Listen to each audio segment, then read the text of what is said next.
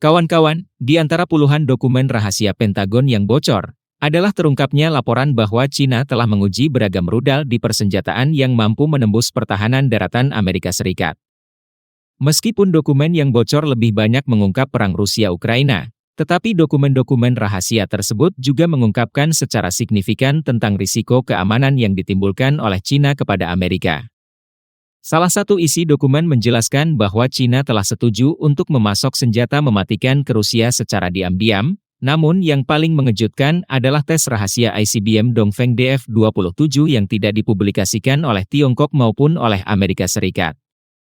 Washington Post melaporkan bahwa Beijing melakukan uji coba rudal eksperimental canggih terbarunya, ICBM DF-27, pada tanggal 25 Februari 2023. ICBM terbang selama 12 menit dengan jarak lebih dari 2.100 km dan memiliki kemungkinan tinggi nyaris tanpa untuk menembus sistem pertahanan rudal balistik Amerika. Bocoran tersebut mengungkapkan lompatan besar yang telah dibuat oleh Beijing dalam program persenjataan DF-27 dirancang untuk meningkatkan kemampuan China menahan target yang beresiko di luar rantai pulau kedua yang benar-benar disiapkan untuk melawan Amerika Serikat. Sebelumnya, laporan Departemen Pertahanan Amerika mencatat pada tahun 2021 bahwa rudal tersebut memiliki jangkauan 5.000 hingga 8.000 km.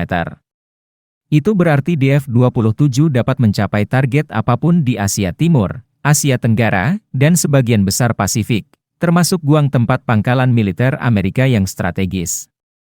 Roda baru memiliki kemampuan hypersonic blade yang meningkatkan jangkauan dengan kemampuan bermanuver untuk menghindari intersepsi.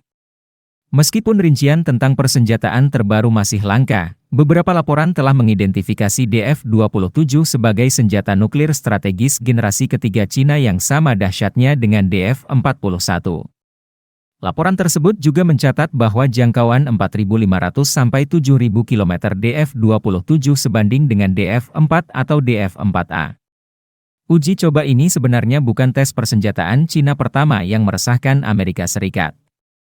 Pada tahun 2021, China menguji rudal berkemampuan nuklir yang mampu berkeliling dunia dan meleset dari target yang dituju dengan jarak yang sangat dekat. Tes kedua dilaporkan segera setelah melakukan tes pertama dengan hasil yang dirahasiakan. Jenderal John Hayden, Wakil Kepala Staf Gabungan, mengatakan kepada CBS News bahwa uji coba tersebut menciptakan kewaspadaan tinggi di Amerika Serikat. Sejak itu, Pentagon dengan cermat mengamati perkembangan persenjataan China. Sebuah paper ilmiah Departemen Pertahanan juga membahas tentang ancaman yang ditimbulkan oleh DF-17. Bunyinya DF-17 berhasil melewati beberapa tes dan dikerahkan secara operasional. DF-17 merupakan platform konvensional yang mungkin dilengkapi dengan hulu ledak nuklir. Memiliki misi utama menyerang pangkalan dan armada di Pasifik Barat, namun kemampuan hipersonik China tidak terbatas pada DF-17 dan DF-27. Jenderal Amerika Serikat telah mengakui hal ini dalam beberapa kesempatan. Pada tanggal 10 Maret tahun ini, Kepala Ilmuwan untuk Sains dan Teknologi di Badan Intelijen Pertahanan dipanggil ke Parlemen Amerika. Ia memberitahu legislator bahwa China telah melampaui Rusia dalam hal infrastruktur pendukung kemampuan hipersonik subkota angkatan bersenjata.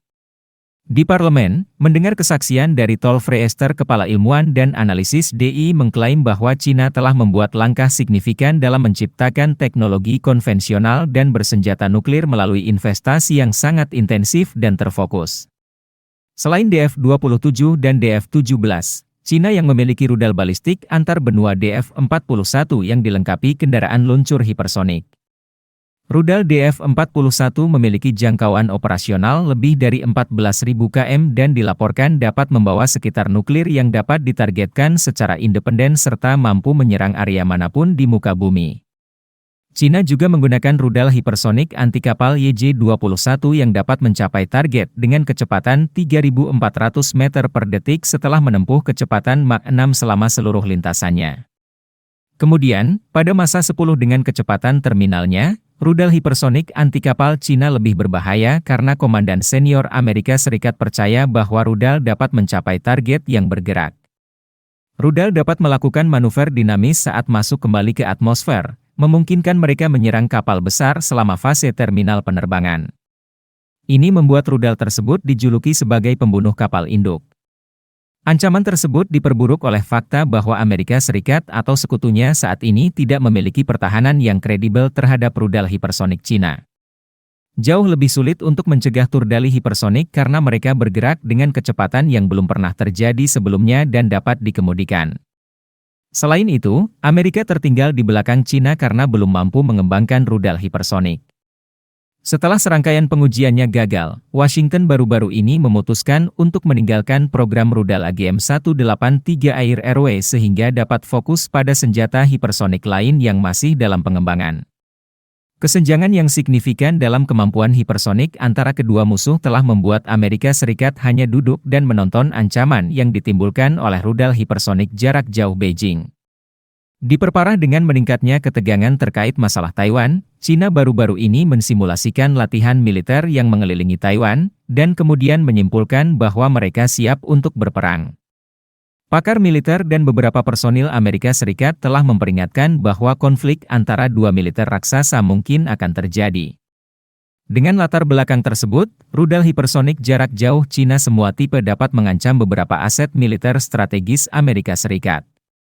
Upaya Amerika untuk menekan Cina akhir-akhir ini diduga untuk mempercepat eskalasi yang membuat keduanya segera berhadapan melalui perang. Taiwan mempercepat perang diduga bisa menghambat Cina mengembangkan senjatanya lebih jauh lagi. Oke kawan-kawan, demikian terima kasih. Jangan lupa subscribe.